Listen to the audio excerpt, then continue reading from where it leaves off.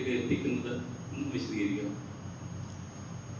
വിചാരം അടിസ്ഥാനപരമായിട്ടുള്ള മനുഷ്യൻ്റെ ഒരു പ്രോപ്പർട്ടിയാണ്, ഒരു പ്രകൃതിയാണ്. ബോധത്തിൽ എത്തുന്നതിന് അടിസ്ഥാനപരമായി മനുഷ്യൻ എന്തായിരിക്കുന്നുവോ അതിൽ നിന്ന് മാത്രമേ ഓർഗാനിക്കായിട്ട് സഞ്ചരിക്കാൻ പറ്റുള്ളൂ. അതാണ് ഒന്നാമത്തെ കാരണം. ആ അടിസ്ഥാനപരമായിരിക്കുന്ന മനുഷ്യനായി തീരുക എന്നുള്ളത് അത്യന്താപേക്ഷിതമായൊരു കാര്യമാണ്. അത് പ്രകൃതി പലപ്പോഴും പല രീതിയിൽ നമ്മളെ അതിനകത്തേക്ക് കൊണ്ടുപോയിക്കാം. മൃഗീയമായിരിക്കുന്ന മാനസികാവസ്ഥകളിൽ കൂടി, അല്ലെങ്കിൽ സാമൂഹ്യേതരമായിരിക്കുന്ന മനോഭാവങ്ങളിലൂടെ ഒക്കെ തന്നെയും നമുക്ക് പ്രകൃതിജന്യമായിരിക്കുന്ന എല്ലാ ചോദനകളെയും അനുഭവിപ്പിച്ച് അത്തരത്തിലുള്ള വികാരങ്ങളിൽ കൂടി കടത്തിയ പ്രകൃതി മുന്നോട്ട് കൊണ്ടുപോകുമെന്ന് നമ്മൾ മുമ്പും സംസാരിച്ചിട്ടുണ്ട്. അപ്പോൾ ആ ഒരു സാധ്യതയിൽ നിന്ന് മാത്രമേ ബോധത്തിലേക്ക് പോകാൻ പറ്റുള്ളൂ എന്നുള്ളതാണ് ഒന്നാമത്തെ കാര്യം. വിചാരത്തിൽ നിന്ന് മാത്രമേ ബോധത്തിലേക്ക് പോകാൻ പറ്റുള്ളൂ. ഇനി വിചാരത്തിൽ നിന്ന് ബോധത്തിലേക്ക് പോകുന്നതിന് സാധാരണയായി ഭാരതീയമായിരിക്കുന്ന കാഴ്ചപ്പാടുകൾ, ഭാരതീയമായിരിക്കുന്ന സങ്കല്പങ്ങളിൽ ഈ വിചാരങ്ങളെ നമ്മുടേതായ ചില വഴിക്ക് കൊണ്ടുപോകാൻ വേണ്ടി, വിചാരങ്ങളെ ഒരു സ്ട്രീം ലൈൻ ചെയ്ത് കൊണ്ടുപോകുന്നതിന് വേണ്ടി, അല്ലെങ്കിൽ വഴി വെട്ടി അതുവഴി കൊണ്ടുപോകുന്നതിന് വേണ്ടി പലപ്പോഴും ചില ചിന്താ പദ്ധതികൾ വിചാരത്തിന് വേണ്ടി മുന്നോട്ട് വയ്ക്കുന്നുണ്ട്. മഹാവാക്യങ്ങൾ എന്നൊക്കെ പറയുന്ന ഭാരതീയമായിരിക്കുന്ന ദർശനങ്ങളിലുള്ള അഹം ബ്രഹ്മാസ്മി, പ്രജ്ഞാനം ബ്രഹ്മ, തത്വമസി, ഇവയൊക്കെ തന്നെയും വിചാരധാരകളെ എങ്ങനെയാണ് ബോധത്തിലേക്ക് കൊണ്ടുപോകാൻ സാധിക്കുക എന്നുള്ളതിൻ്റെ ഒരു വഴിയാണ്. വിചാരിക്കാതിരിക്കാൻ പറ്റുന്നുണ്ടോ? പറ്റുന്നില്ല. വിചാരം ഒഴിച്ചുകൂടാൻ പറ്റാത്തൊരു പ്രതിഭാസമാണ് എന്ന് മനസ്സിലാക്കിയവൻ, എന്നാൽ പിന്നെ അതും ഉപയോഗിച്ചുകൊണ്ട് എങ്ങനെ വിചാരത്തിലൂടെ ബോധത്തിലെത്താം എന്നുള്ളൊരു അന്വേഷണത്തിൻ്റെ ഫലമായിട്ടാണ് ഭാരതീയരായ ദാർശനികർ ഇത്തരത്തിലുള്ള കാര്യങ്ങൾ മുന്നോട്ട് വെച്ചത്. അപ്പോൾ അതിൻ്റെ ചിന്ത കൊണ്ട്, നിരന്തരമായിരിക്കുന്ന വിചാരം കൊണ്ട്, ചിന്ത കൊണ്ട്, ചിന്ത എന്ന് പറയുന്നത് വന്നു പോകുന്നതാണ്. വിചാരം ഒരു പരിധി വരെ അനുസ്യൂതമായിരിക്കുന്ന ഒരു ചിന്തയുടെ പ്രവാഹമാണ്. അപ്പോൾ അത്തരത്തിലൊരു ചിന്തയുടെ പ്രവാഹത്തിലൂടെ, അല്ലെങ്കിൽ നിരന്തരമായിരിക്കുന്ന ചിന്തയിലൂടെ ഒരു വിഷയത്തെ ചിന്തിച്ചുകൊണ്ടിരിക്കുന്നത് കൊണ്ട് അതിനൊരു ധ്യാനാത്മകത കൈവരുന്നു. അപ്പോൾ ബോധമെന്ന് പറയുന്ന അവസ്ഥയുടെ ലക്ഷണം എന്താണ്? ബോധമെന്ന് പറയുന്ന വിചാരങ്ങളില്ലാത്ത, വിചാരങ്ങളുടെ അലതല്ലലുകളില്ലാത്ത, അല്ലേ, അല്ലെങ്കിൽ അത്തരത്തിലുള്ള ഉയർച്ച താഴ്ചകളില്ലാത്ത, അപ്സ് ആൻഡ് ഡൗൺസ് ഇല്ലാത്ത ഒരു നേർരേഖ പോലെ മാനസികാവസ്ഥ കടന്നു പോകുന്ന മനസ്സിൻ്റെ സഹജമായിരിക്കുന്ന സ്വഭാവത്തിൽ നിന്ന് വ്യത്യസ്തമായിട്ട്, അതിന് ചിന്തകളൊന്നും ഇല്ലാത്ത രീതിയിൽ ഒരു ഗാഢത ഉണ്ടാക്കിക്കൊണ്ട് കടന്നു പോകുന്നൊരവസ്ഥയാണ് സാധാരണ ബോധം എന്ന് നമ്മൾ വിളിക്കുന്നത്. ഒരു ബോധവാനാണത് ഉണ്ടാവുക, അല്ലാത്തവർക്കത് ഉണ്ടാകണമെന്നില്ല. വന്നും പോയി ഇരിക്കാം. ഇടയ്ക്കിടയ്ക്ക് നമ്മളുടെ ശ്രമഫലമല്ലാതെ, നമ്മുടെ പ്രയത്നമൊന്നുമില്ലാതെ അത്തരം അവസ്ഥകൾ നമ്മുടെ ശരീരത്തിൽ വന്ന് വീഴാം, അങ്ങനെ ഉണ്ടാവാം. പക്ഷെ നിത്യമായി നിൽക്കുന്നില്ല. അപ്പോൾ അത്തരത്തിലുള്ള ഈ വിചാരരഹിതമായിരിക്കുന്ന അവസ്ഥയിലേക്ക് പോകാൻ വേണ്ടിയാണ് വിചാരം ഉപയോഗിക്കുന്നത്. നമ്മുടെ നാട്ടു ഭാഷയിൽ പറഞ്ഞാൽ വളയത്തിൽ കൂടി ചാടിച്ചാടി വളയമില്ലാതെ ചാടുക എന്ന് പറയും. അപ്പോൾ വിചാരത്തെ ഉപയോഗിച്ചുകൊണ്ട് വിചാരരഹിതമായിരിക്കുന്ന ബോധത്തിലേക്ക് പോകുന്നതിനാണ് ഈ പരിശ്രമം നടത്തിക്കൊണ്ടിരിക്കുന്നത്. അപ്പോൾ പല ലോകത്തിലുള്ള എല്ലാ സത്യാന്വേഷികളും മുന്നോട്ട് വച്ചിരിക്കുന്ന വഴിയും, അല്ലെങ്കിൽ മുമ്പേ നടന്നുപോയ വഴിയും ഒക്കെ തന്നെ വിചാരത്തിൻ്റേതായ വഴികളാണ്. വിചാരത്തെ ഒഴിവാക്കുന്നില്ല. അപ്പോൾ ആ വിചാരത്തിൻ്റെ വഴികളിൽ മതസംഹിതകളെ സംബന്ധിച്ചിടത്തോളം അവരെന്താണ് മുന്നോട്ട് വയ്ക്കുന്നതെന്ന് വെച്ചാൽ, അവർ ചില വിചാരങ്ങളുടെ ക്ലിപ്തമായിരിക്കുന്ന ലിമിറ്റഡ് ആയിട്ടുള്ള വിചാരങ്ങളുടെ, അതായത് വ്യാപ്തമായിട്ട് വിചാരം ഇങ്ങനെ കിടക്കുകയാണ്. ഒരു വിചാരത്തിൽ നിന്ന് മറ്റൊരു വിചാരം, ആ വിചാരത്തിൽ നിന്ന് മറ്റൊരു വിചാരം, ഇങ്ങനെ ചങ്ങല പോലെ ബന്ധപ്പെട്ട് കിടക്കുന്ന വിചാരങ്ങളാണ് നമ്മുടെ മനസ്സിന് പരിചയമായിട്ടുള്ളത്. അപ്പോൾ അതിനെ ബ്രേക്ക്, അതിനെ ഒന്ന് ഖണ്ഡിക്കാൻ വേണ്ടി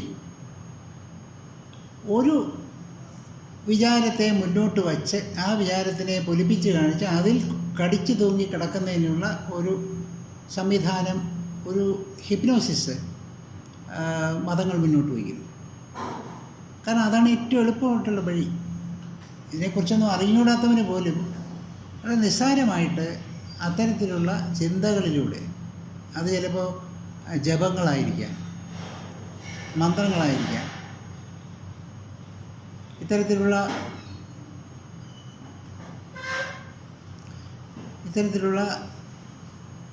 ശബ്ദ സൗകുമാര്യങ്ങൾ, അതുപോലെയല്ല ശബ്ദ സൗകുമാര്യങ്ങൾ, മനസ്സിന് സുഖം തരുന്ന ശബ്ദങ്ങൾ അടുക്കിപ്പിറക്കി മത സംഹിതകളിലൂടെ മനുഷ്യൻ്റെ മുമ്പിൽ അവതരിപ്പിക്കുകയും അവയിൽ നിരന്തരമായിരുന്നു കൊണ്ട് ഒരു സ്വസ്ഥത അനുഭവിക്കുകയും, കാരണം അവിടെ വേറൊന്നുമല്ല, ഒരു ഭ്രമണ സ്വഭാവമുള്ള ചിന്തകളുടെ നിന്ന്, അല്ലെങ്കിൽ രേഖീയ സ്വഭാവമുള്ള ചിന്ത, ലീനിയറായിട്ടുള്ള തോട്ടുകളിൽ നിന്ന് ഭ്രമണ സ്വഭാവമുള്ള ഒന്നിന് ചുറ്റും, ഒരു ചിന്തയ്ക്ക് ചുറ്റും മാത്രം മനസ്സ് കറങ്ങുന്ന ഒരവസ്ഥയിലേക്ക് മനസ്സിനെ കൊണ്ടുവരാനുള്ളൊരു എക്സസൈസായിട്ടാണ് ആ വിചാരങ്ങളെ അവിടെ കൊണ്ടുവരുന്നത്. അപ്പോൾ വിചാരത്തിൻ്റെ ഒന്നാമത്തെ ഉപയോഗമാണ് ഞാനീ പറയുന്നത്. ഏറ്റവും പ്രചാരത്തിലുള്ളതും വ്യാപകമായി ലോകത്ത് ഉപയോഗത്തിലുള്ളതുമായ ഒരു വഴിയാണ് ഈ പറഞ്ഞത്. ഒന്നല്ലെങ്കിൽ മറ്റൊരു വിധത്തിൽ എന്തെങ്കിലുമൊക്കെ നാമങ്ങളോ അല്ലെങ്കിൽ എന്തെങ്കിലുമൊക്കെ ചില വാക്കുകളോ എന്തെങ്കിലുമൊക്കെ മുന്നോട്ട് വയ്ക്കുകയും അവ പറഞ്ഞുകൊണ്ടിരിക്കുക അല്ലെങ്കിൽ ജപിച്ചുകൊണ്ടിരിക്കുക, അതിൽ കോൺസെൻട്രേറ്റ് ചെയ്യുക, അതിൽ ശ്രദ്ധിക്കുക എന്നൊക്കെ പറയുന്ന പല വഴികളുണ്ട്. അവയെല്ലാം കൊണ്ട് വിചാരത്തിൻ്റെ സാധ്യതകളെ ബ്രേക്ക് ചെയ്യുന്നുണ്ട്. പക്ഷേ ഇതിനകത്ത് വളരെ ആക്റ്റീവായിട്ടുള്ള ചില മൈൻഡുകളെ സംബന്ധിച്ചിടത്തോളം മനസ്സിന് ഒരു സ്വാതന്ത്ര്യം കിട്ടുന്നതിൻ്റെ ഭാഗമായിട്ട് പലപ്പോഴും ഒരു വശത്തുകൂടി ഒരു സെൽഫ് ഹിപ്നോസിസ് പോലെ ഒരു വശത്തുകൂടി ഈ ജപവും ഒക്കെ നടന്നുകൊണ്ടിരിക്കും, മനസ്സിൻ്റെ ചിന്തകളിൽ കൂടെ പൊക്കോണ്ടിരിക്കും. അങ്ങനെ ഒരു അനുഭവം കൂടെ ഇതിൻ്റെ ഇടയിൽ കൂടെ വരും. തുടക്കക്കാരന് വളരെ സൗകര്യമാണ്, കാരണം അവന് ചിന്തയെ ബ്രേക്ക് ചെയ്തുകൊണ്ടൊരു ജപത്തിലേക്ക്, ഒരു സാധനത്തിലേക്ക് കൊണ്ടുപോകാം, സുഖമാണ്. പക്ഷേ കുറേ കഴിയുമ്പോൾ ഈ ജപം നടക്കുന്നു, അതിൻ്റെ മുമ്പ് കൂടെ മറ്റു കാര്യങ്ങളും നടക്കുന്നു എന്നുള്ള തിരിച്ചറിവുണ്ടായി കഴിയുമ്പോഴാണ് ഇത് ബുദ്ധിമുട്ടാണല്ലോ എന്നുള്ള തിരിച്ചറിവിലെത്തുന്നത്. അപ്പം നമ്മളെന്ത് ചെയ്തു, ഈ സാധകനായിരിക്കുന്നവൻ അല്ലെങ്കിൽ മത അനുയായി ആയിരിക്കുന്നവൻ അതൊന്നും പോരാ എന്ന് തോന്നുന്നു. സിമ്പിളായിട്ട് ഇത് കൊണ്ടുപോകാമെന്നുള്ളതേ ഉള്ളൂ, അതിന് വിഷമമൊന്നുമില്ല. നമ്മുടെ മനസ്സ് അതിനെ അതിക്രമിച്ചുകൊണ്ട് മനസ്സിനത് ശീലിച്ച് കഴിയുമ്പോൾ മനസ്സിന് ബോറടിച്ചു തുടങ്ങും. ആ ബോറടി കൊണ്ട് മനസ്സ് അതിനെ ഉപേക്ഷിക്കാൻ തയ്യാറാകും. അപ്പോൾ നമ്മൾ വേറൊരിടത്ത് അന്വേഷിക്കുമ്പോൾ വേറൊരു മന്ത്രം കിട്ടി എന്ന് പറഞ്ഞാൽ അതിൻ്റെ പുറകെ പോകും. ഇതാണ് കുറച്ചുകൂടെ നല്ലതെന്ന് തോന്നുന്നു. ഇങ്ങനെ പല വിധത്തിൽ കുട്ടികൾ കളിപ്പാട്ടത്തിനെ, ഒരു കളിപ്പാട്ടത്തെ ഉപേക്ഷിച്ച് മറ്റൊരു കളിപ്പാട്ടത്തിലേക്ക് പോകുന്ന ലോജിക്കൽ മൈൻഡുകളാണ് അങ്ങനെ പോകുന്നത്. ആൺകുട്ടികളെക്കുറിച്ച് പണ്ട് സൈക്കോളജിസ്റ്റുകൾ പറയുന്നതാണ്, ആൺകുട്ടികൾ ഒരു കളിപ്പാട്ടം ഉണ്ടായിക്കഴിഞ്ഞാൽ ആ കളിപ്പാട്ടത്തെ കിട്ടിക്കഴിഞ്ഞാൽ അതിനെ പൊളിച്ച് എത്രയും പെട്ടെന്ന് പൊളിച്ച് നാശമാക്കി അതിനെ പരിശോധിച്ചിട്ട് ദൂരെ കളഞ്ഞ് അടുത്ത കളിപ്പാട്ടത്തിലേക്ക് ഇത് പോകും. പെൺകുട്ടികൾ, മനഃശാസ്ത്രജ്ഞന്മാർ പറയുന്നതാണ്, ഇപ്പോഴത്തെ പെൺകുട്ടികൾ അങ്ങനെ ആയിരിക്കണം നിയമമൊന്നുമില്ല, അങ്ങനെ അല്ലല്ലോ എന്ന് ചോദിക്കരുത്. പെൺകുട്ടികളാണെങ്കിൽ അവരുടെ സഹോദരന്മാർക്ക് വേണ്ടി കളിപ്പാട്ടം സൂക്ഷിച്ച് വയ്ക്കുന്നതാണ്. കാരണം അവർക്ക് പ്രോവ് ചെയ്യാനല്ല താല്പര്യം, അവർക്ക് എക്സ്പീരിയൻസ് ചെയ്യാനാണ് താല്പര്യം. ആൺകുട്ടികളെ സംബന്ധിച്ചിടത്തോളം അവർക്ക് പ്രോവ് ചെയ്യാനാണ് താല്പര്യം, എക്സ്പീരിയൻസ് എന്ന് പറയുന്നത് നിഷേധിക്കുന്നു. ഇത് രണ്ടും ആ അവയർനെസ്സിൻ്റെയും എക്സ്പീരിയൻസിൻ്റെയും ഭാഗത്ത് നിന്നുകൊണ്ടുള്ള ഒരു കാഴ്ചപ്പാടാണ്, അവരുടെ അനുഭവത്തിൽ വരുന്ന ചിദാനന്ദങ്ങളുടെ ഭേദമാണ് കാണുന്നത്. അപ്പോൾ അത്തരത്തിൽ എക്സ്പീരിയൻസിൽ പോകാൻ താല്പര്യമില്ലാത്തത് കൊണ്ടും ലോജിക്കലായിട്ടൊരു മൈൻഡ് ഉള്ളത് കൊണ്ടുമാണ് ഒരു ചിന്തയെ അല്ലെങ്കിൽ ഒരു മന്ത്രത്തെ അല്ലെങ്കിൽ ഒരു വിചാരത്തെ ഉപേക്ഷിച്ചുകൊണ്ട് അടുത്ത കാര്യത്തിലേക്ക് എത്തിക്കാൻ തയ്യാറാകും. ഇങ്ങനെ പല ആവർത്തി പലയിടത്തുകൂടെ പോയി അവസാനം ജീവിതത്തിന് അതിൻ്റെ കൂടെ അനുഭവങ്ങൾ വന്നുകൊണ്ടിരിക്കുകയാണ്. ഈ അനുഭവങ്ങളൊക്കെ മനുഷ്യൻ പഠിച്ചുകൊണ്ടിരിക്കുകയാണ്. അപ്പോൾ അനുഭവങ്ങളുടെ ഭാഗമായിട്ടാണ് വാസ്തവത്തിൽ മനുഷ്യൻ വളർന്നുകൊണ്ടിരിക്കുന്നത്, അല്ലാതെ ഈ സാധനങ്ങളുടെ ഭാഗമായിട്ടല്ല. എന്താണ് ഈ സാധനങ്ങൾ ചെയ്യുന്നത് എന്ന് ചോദിച്ചു കഴിഞ്ഞാൽ, വാസ്തവത്തിൽ നമ്മൾ ശ്രദ്ധിക്കാതെ പോകുന്ന പല അനുഭവങ്ങളെയും നമ്മുടെ ശ്രദ്ധയിൽ കൊണ്ടുവരികയും അത് നമ്മെ ഓർമ്മിപ്പിച്ച് നമ്മളെ അത് മറക്കാനാവാത്ത രീതിയിൽ നമ്മുടെ മനസ്സിൻ്റെ, അതായത് നിരന്തരമായിരിക്കുന്ന ശരീരങ്ങളിലൂടെ കടന്ന് സഞ്ചരിച്ചു പോകുന്ന മനസ്സിൻ്റെ രേഖയിൽ അവ ഉൾപ്പെടുത്തുകയും ചെയ്യുന്നു എന്നുള്ളതാണ് സാധനയ്ക്കുള്ള ഏറ്റവും വലിയ സാധ്യത. കാരണം അതൊരു ഇംപ്രിൻ്റ് ക്രിയേറ്റ് ചെയ്ത് ആ മനസ്സിനകത്ത് സൂക്ഷിക്കുന്നു. ഇങ്ങനൊരു അനുഭവം ഉണ്ടായി, നമ്മൾ ചിലപ്പോൾ അല്ലെങ്കിൽ ഈ അനുഭവം ശ്രദ്ധിക്കാൻ പോകുന്നില്ല. അനുഭവം ഉണ്ടായി പോയി, എന്നാലൊരു സാധകനായിരിക്കുന്നൊരു വ്യക്തി അല്ലെങ്കിൽ ഇത്തരത്തിലുള്ള വിചാര സാധനങ്ങളിൽ കൂടെ പോകുന്നൊരു വ്യക്തിയെ സംബന്ധിച്ചിടത്തോളം അവൻ ആ മനസ്സിനെ അങ്ങനെ ഉപയോഗിച്ചുകൊണ്ടിരിക്കുന്നതുകൊണ്ട് അവനത് ശ്രദ്ധിക്കുകയും അത് പഠിക്കാൻ വേണ്ടിയുള്ള കാര്യങ്ങൾ ശ്രമിക്കുകയും പൂർണ്ണമായിട്ട് അവന് മറ്റ് പല ജോലികളുള്ളതുകൊണ്ട് അവന് ആ ശ്രമവും പഠനമൊന്നും നടക്കണമെന്നില്ല. പക്ഷേ അവിടെ തുടങ്ങി വെച്ചു, എനിക്ക് ഇങ്ങനെ ഒരു അനുഭവം ഉണ്ടായി, ഈ അനുഭവം ഉണ്ടായി, ഇതൊക്കെയാണ് നമ്മൾ മനസ്സിലാക്കേണ്ടത് എന്ന് ഒരു റെഫറൻസ് നമ്മൾ നടത്തിയിട്ട് നമ്മൾ അടുത്ത വിഷയത്തിലേക്ക് പോകും. മനുഷ്യൻ്റെ സ്വാഭാവികമായ യാത്രയാണ്. അത്തരത്തിലൊരു വിഷയത്തിലേക്ക് പോവുകയും വീണ്ടും വേറൊരു അനുഭവം ഉണ്ടാവുകയും അത് ഇതുപോലെ പഠിക്കുകയും അനുസന്ധാനം ചെയ്യാതിരിക്കുകയും ഒക്കെ ചെയ്യും. കാരണം അടിസ്ഥാനപരമായി വിചാരധാരയുടേതായ ഒരു സംസ്കാരമേ ഇവിടെ ഉള്ളൂ. വിചാരധാര എന്ന് പറയുന്നത് എന്താണ്? ഒരു വിചാരത്തെ റിപ്പീറ്റ് ചെയ്ത് പറഞ്ഞുകൊണ്ടിരിക്കുന്ന ഒരു ക്രിയയാണ് മനസ്സിന് പഠിക്കാൻ പറ്റിയിട്ടുള്ളത്. എന്തെങ്കിലും ഒരു നാമം പറഞ്ഞുകൊണ്ടിരിക്കുക, അല്ലെങ്കിൽ ഒരു മന്ത്രം പറഞ്ഞുകൊണ്ടിരിക്കുക, ഇങ്ങനെയൊക്കെയുള്ള ശീലങ്ങളാണ്. അതിലൊരു മെഡിറ്റേറ്റീവ് ആയിട്ടുള്ള കപ്പാസിറ്റി ഉണ്ടാക്കാനാണ് നോക്കുന്നത്. അതായത് ലീനിയർ ആയിട്ടുള്ള തോട്ടുകളെ ബ്രേക്ക് ചെയ്ത് സർക്കുലർ തോട്ടുകളിലേക്ക് നമ്മുടെ മനഃപൂർവ്വം കൊണ്ടുവരിക എന്നൊരു ടെക്നിക്കാണ് ഉള്ളത്. അപ്പോൾ അത്തരത്തിലൊരു ടെക്നിക്ക് ഉപയോഗിക്കുന്നത് കൊണ്ട് തന്നെ ഈ തോട്ടിൻ്റെ സ്വഭാവം നമ്മൾ ഉപയോഗിക്കുന്ന സംഗതി വെച്ച് എന്തൊക്കെ ചെയ്യാൻ പറ്റും എന്നുള്ളത് അറിയുന്ന പോലെ ഈ തോട്ടിൻ്റെ സ്വഭാവം ത്രൂഔട്ട് നമ്മുടെ ഈ ഈ പറഞ്ഞ നമ്മുടെ പ്രയത്നത്തിനകത്ത് പൂർണ്ണമായും നിഴലിച്ചിരിക്കും. അതിൻ്റെ സ്വഭാവം കണ്ടുകൊണ്ടിരിക്കുന്നു. അങ്ങനെ വരുന്നതുകൊണ്ട് എന്ത് പറ്റുമെന്ന് വെച്ചാൽ ഇത് ഒന്നുകിന് പുറകെ ഒന്നായിട്ടുള്ള ഒരു അനുഭവങ്ങളുടെ ഒരു ശൃംഖല ഉണ്ടായാലും നമ്മൾ പഠിക്കാതിരിക്കുന്നു. പക്ഷേ നമ്മൾ മുന്നോട്ട് പോയിക്കൊണ്ടിരിക്കുകയാണ്, ആരും പുറകോട്ട് പോകുന്നില്ല, മുന്നോട്ട് തന്നെ പോയിക്കൊണ്ടിരിക്കുകയാണ്. അങ്ങനെ ക്രമേണയാണ് അദ്ദേഹം ഈ വിചാരധാരയുടേതായ ലോകത്തെ ഉപേക്ഷിച്ചുകൊണ്ട് വിചാരമില്ലാതാക്കുന്നത് എങ്ങനെ എന്നുള്ള ആലോചനയിലേക്ക് തിരിയുന്നത്. അവിടെയാണ് ധ്യാനാത്മകതയുടെ തുടക്കം. ഏകാഗ്രമായിരിക്കുന്ന ഒരു ചിന്തയുടെ ഒരു ഭൂമികയിലാണ് താങ്കൾ ഒരു മന്ത്രസാധന ആരംഭിക്കുന്നതെന്ന് മനസ്സിലാക്കണം. കോൺസെൻട്രേഷനാണത്. അതിലൂടെ കുറേ നാളെന്ന് ഞാൻ പറയുന്നത് വർഷങ്ങളാവാം, ഒരുപക്ഷെ ജന്മങ്ങളാവാം, അവയിൽ കൂടെ കടന്നുപോയി അതിൽ നിന്ന് കോൺടംപ്ലേഷൻ്റേതായ ഒരു ധാരണയുടെ സ്റ്റേജിലേക്ക് വരുമ്പോഴാണ് വാസ്തവത്തിൽ ധ്യാനാത്മകത ആരംഭിക്കുന്നത് തന്നെ. ഒരു കോൺടംപ്ലേറ്റീവായിട്ടൊരു സംസ്കാരം മനസ്സിലുണ്ടാകും. അപ്പോഴേ കോൺടംപ്ലേറ്റ് ചെയ്യാൻ പറ്റുള്ളൂ. അതുവരെ you can try to concentrate, not to contemplate. ആ കോൺടംപ്ലേഷനിൽ കൂടി എത്തിക്കഴിഞ്ഞാൽ വിചാരം പുറകോട്ട് പോയി കഴിഞ്ഞു. ഞാൻ പറഞ്ഞില്ലേ, വിചാരത്തിന് അങ്ങറ്റം വരെ എത്തിക്കാൻ പറ്റണമെന്നില്ല. വിചാരം തുടക്കത്തിൽ മാത്രം നമ്മുടെ കൂടെ സഞ്ചരിക്കുകയും പിന്നെ ഒരു കഴിയുമ്പോഴത്തേക്കും നമ്മളെ ഒറ്റയ്ക്കുള്ള സഞ്ചാരത്തിന് വിട്ടിട്ട് നമ്മളെ അതിന് എക്യുപ്ഡ് ആയിക്കൊണ്ട്, അതിന് കഴിവുള്ളവനാക്കിക്കൊണ്ട് നമ്മളെ അടുത്ത ബാക്കിയുള്ള യാത്രയ്ക്ക് വിട്ടുതരികയാണ് സത്യത്തിൽ ചെയ്യുന്നത്. പക്ഷേ വിചാരമില്ലാതെ മുമ്പോട്ട് പോകാൻ ഒക്കില്ലല്ലോ. ഇവിടെ പ്രവേശനമില്ല, ആ ലോകത്തേക്ക് പ്രവേശനമില്ലാത്തതുകൊണ്ട് ആ ലോകം ആ വിചാരത്തിന് ആവശ്യമുണ്ട് എന്നുള്ളതാണ്. ഈ വിചാരം കോൺടംപ്ലേഷനിലേക്ക് എത്തിക്കുകയും പിന്നെ കോൺടംപ്ലേഷനിൽ കൂടെ കൊണ്ടുപോവുകയും ചെയ്യുന്നു എന്ന് ഈ പറഞ്ഞു നിർത്താം. ഇനി ഈ നാമങ്ങളോ രൂപങ്ങളോ അല്ലെങ്കിലുള്ള സംഹിതകളുടേതായ ദാനങ്ങളോ ഉപയോഗിക്കാൻ പറ്റില്ലെങ്കിലോ അവിടെയും വിചാരമുണ്ട്. അവിടെ എന്ത് വിചാരമാണ്? അനാലിസിസായൊരു വിചാരം. മറ്റേ വിചാരം എന്ന് പറഞ്ഞാൽ ലോജിക്കലല്ല. അങ്ങ് വിശ്വസിക്കുകയാണ്, ഈ ഒരു മന്ത്രം പറഞ്ഞുകൊണ്ടിരുന്നാൽ ഞാൻ സത്യത്തിലേക്ക് എത്തും എന്നൊരു വിശ്വാസത്തിലിരിക്കുന്നു, അതുകൊണ്ടങ്ങ് പോവുകയാണ്. ലോജിക്കലായിട്ട് അനുസന്ധാനം, സ്വസ്വരൂപാനുസന്ധാനം എന്ന് പറയും പോലെ അവനവൻ്റേതായ ഒരു സത്യത്തിന് വേണ്ടിയുള്ള അന്വേഷണം ഇങ്ങനെ നിരന്തരമായി നടത്തിക്കൊണ്ട് അവൻ മുന്നോട്ട് പോകും. അവിടെയും വിചാരമുണ്ട്. ഈ വിചാരം വേറെ ആരും നിയന്ത്രിക്കുന്നില്ല. ചിലപ്പോൾ ചില പ്രവാചകന്മാരുടെയോ പ്രഭാഷകന്മാരുടെയോ ഒക്കെയുള്ള സംസാരം കേട്ടിട്ട് അവയൊക്കെ നമ്മുടെ വിചാരങ്ങളെ നിയന്ത്രിക്കുന്നുണ്ടാവാം. അതൊക്കെ തുടക്കത്തിൽ മാത്രമേ ഉള്ളൂ. കുറേ കഴിയുമ്പോൾ അതൊക്കെ വിട്ടിട്ട് നമുക്ക് പല ഓപ്ഷനുകൾ, പല തിരഞ്ഞെടുപ്പുകൾ ഉണ്ടാവുകയും അവയിൽ നിന്നൊക്കെ സ്വാംശീകരിച്ചുകൊണ്ട് നമ്മുടേതായ ഒരു കോൺസെൻസസ് ഉണ്ടാക്കി, ഒരു സമവായം ഉണ്ടാക്കി അതിനകത്തൂടെ പോയി ഉള്ളൊരു വിചാരധാരയായിരിക്കും അപ്പോൾ വരുന്നത്. അപ്പോൾ അവിടെയും വിചാരധാരയുണ്ട്. ഈ വിചാരധാരയും എന്താണ് ഉണ്ടാക്കുന്നത്? ഒരു ഡീസെൻട്രലൈസ്ഡ് കോൺസെൻട്രേഷൻ, വികേന്ദ്രീകൃത ധ്യാനമാണ് ഉണ്ടാക്കുന്നത്. ധ്യാനത്തിൻ്റെ സ്വഭാവമുണ്ട്, പക്ഷെ ധ്യാനമല്ലത്. വികേന്ദ്രീകൃതമായിരിക്കുന്ന ഒരു മാനസികാവസ്ഥയാണ്. അതിൽ നിന്ന് ക്രമേണ നമ്മൾ നേരത്തെ കണ്ടുപിടിച്ച ആ കോൺടംപ്ലേഷൻ്റെ സ്റ്റേറ്റിലേക്ക് എൻ്റെ മൈൻഡ് വരുന്നത്.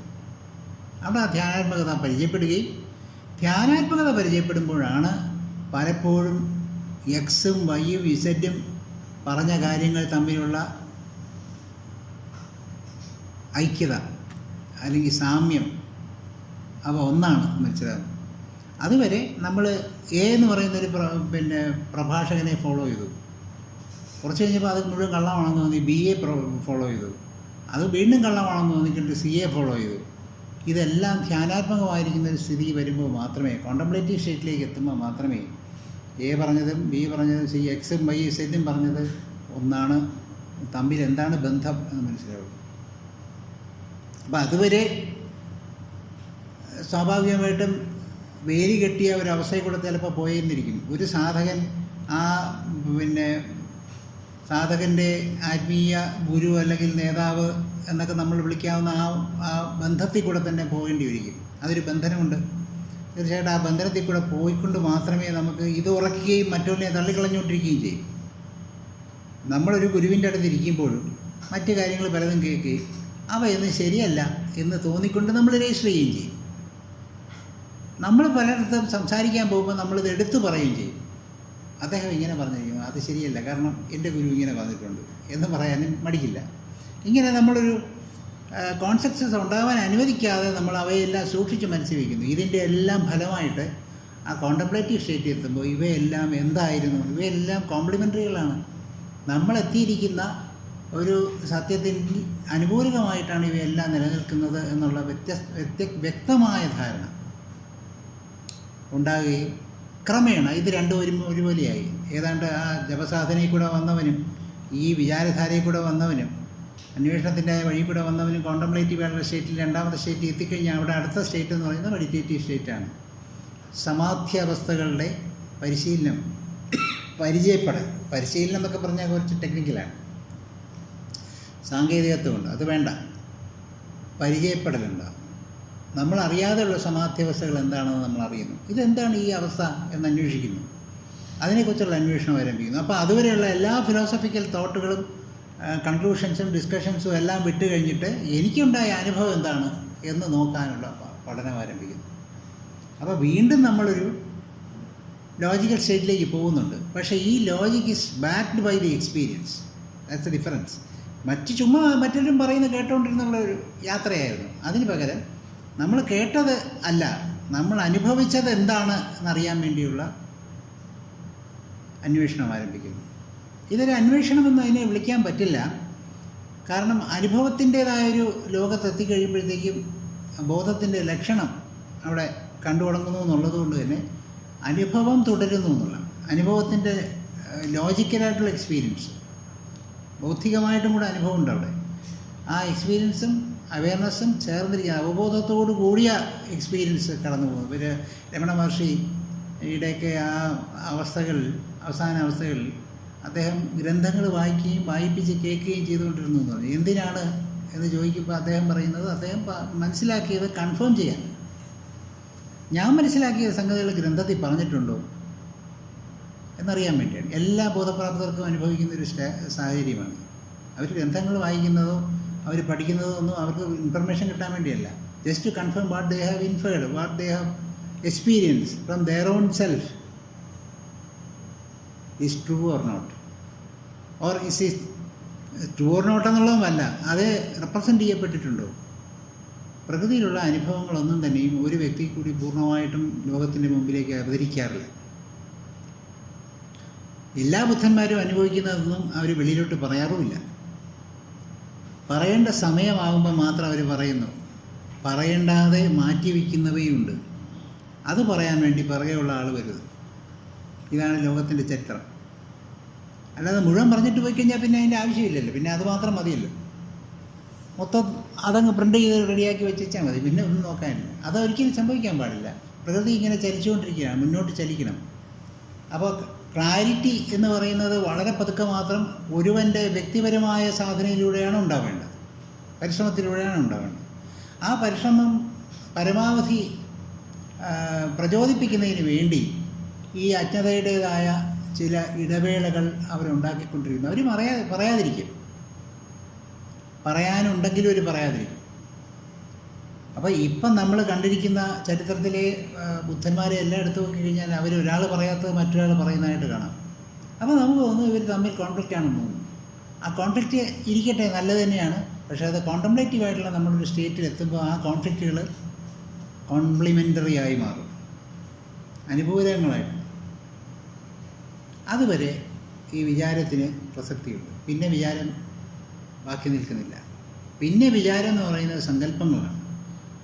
പിന്നെ എങ്ങനെയാണ് പ്രപഞ്ചം പോകേണ്ടത് എന്നുള്ളതിനെക്കുറിച്ചുള്ള സ്വന്തം തീരുമാനങ്ങൾ, താൻ തന്നെയാണ് പ്രപഞ്ചം എന്ന് തിരിച്ചറിയുന്നതോടുകൂടി പിന്നെയുള്ള വിചാരങ്ങളൊക്കെ ഒരു വജ്രസങ്കല്പങ്ങളാണ്. അവർ സങ്കല്പിക്കുന്ന എല്ലാ വിഷയങ്ങളും നടക്കുമെന്നുള്ളത് കൊണ്ട് തന്നെ, പ്രപഞ്ചത്തിൽ നടക്കുമെന്നുള്ളത് കൊണ്ട് തന്നെ വളരെ സൂക്ഷിച്ച് അവർ ചിന്തിക്കാൻ പോകും. ഒരു തോട്ടിനെ അവരുടെ മനസ്സിൽ കൂടെ പാസ് ചെയ്യാൻ അനുവദിക്കില്ല. കാരണം അതിലൊരു വയലൻസ് ഉണ്ടാകും. അതുകൊണ്ട് വളരെ സൂക്ഷിച്ച് അവർ ചിന്തയിൽ കൂടെ പോലും അവർ പോവുകയുള്ളൂ. ആ ചിന്ത അനുവദിക്കാറില്ല. അഥവാ അങ്ങനെ ഒരു ചിന്തയ്ക്ക് സ്വാതന്ത്ര്യം കൊടുക്കുന്നുണ്ടെങ്കിൽ അത് ചരിത്രത്തിൻ്റെ ഏതോ ഒരു ഭാഗത്ത് സംഭവിക്കാനുള്ളതാണെന്നുള്ള പൂർണ്ണമായ തിരിച്ചറിവോടുകൂടിയാണ്. അങ്ങനെ മാത്രമേ ചിന്തിക്കുള്ളൂ. അപ്പോൾ അതങ്ങനെ ചിന്തിക്കാൻ അനുവദിക്കുന്നു. അപ്പോൾ വിചാരം അവിടെ ഒരു ധാരയായിട്ടല്ല, ധാരയില്ല, അവിടെ ഒഴുകി വരുന്നില്ല. ആവശ്യത്തിന് വെള്ളം കോരി കുടിക്കുക എന്നുള്ള ഒരു പരിമിതിയിലേക്ക് ആ വിചാരം കടന്നു വരും. അപ്പോൾ ഇങ്ങനെയാണ് വിചാരവും ബോധവും തമ്മിലുള്ള ബന്ധം എന്ന് പറയുന്നത്. ബോധത്തിൽ എത്തിച്ചേരുന്നതിന് വിചാരം ആവശ്യമാണ്. വിചാരമില്ലാതെ ബോധത്തിൽ എത്തിച്ചേരണമെന്നുണ്ടെങ്കിൽ പൂർണ്ണമായും വിചാരമില്ല, വിചാരരഹിതനാണ് താൻ എന്നുള്ള ബോധത്തിൽ എത്തിക്കഴിയുകയും അവന് വിചാരമില്ലാതെ കഴിയാനും പറ്റുകയാണെങ്കിൽ തീർച്ചയായിട്ടും ബോധത്തിലാണ്. അതിന് വ്യത്യാസമൊന്നുമില്ല. Is enlighten himself. പക്ഷെ അത് വളരെ പാടായിട്ടുള്ളൊരു വിഷയമാണ്. അതാണ് എനിക്ക് പറയുന്നത്.